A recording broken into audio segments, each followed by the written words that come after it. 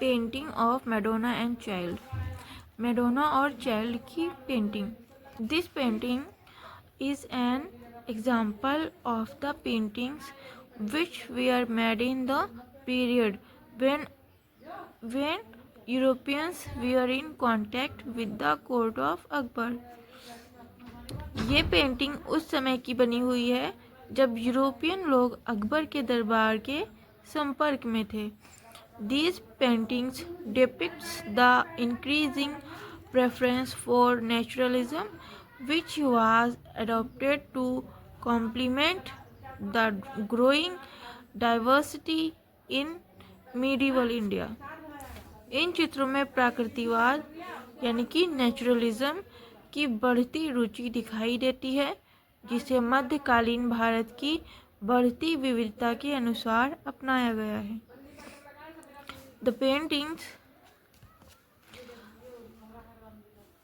The paintings of Madonna and Child was made by using opaque watercolors on paper in 1519।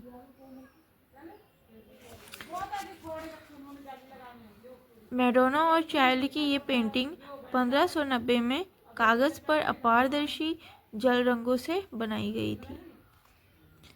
It is an important early work of Mughal.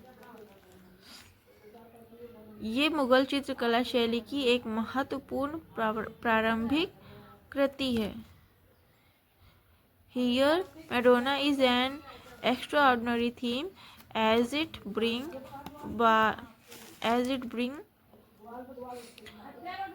Byzantine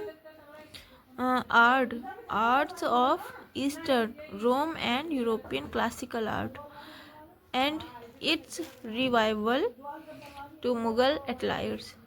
यहाँ Madonna का विषय विशेष है क्योंकि इसमें Byzantine कला यानी कि पूर्वी रोम और यूरोपीय शास्त्रीय कला और उसके पुनर्जागरण को मुगल कार्यशाला में लाया गया है। Where it is transformed and translated into an entirely different visual experience। जहाँ इसे पूरी तरह बदलकर एक नया दृश्य अनुभव बनाया गया। In this painting, Madonna Virgin Mary is depicted in a classical manner। इस पेंटिंग में मैडोना को शास्त्रीय शैली में दिखाया गया है यानी कि कुंवारी Maryam. The attachment displayed between the mother and child was inspired by humanist interpretation in the European Renaissance art।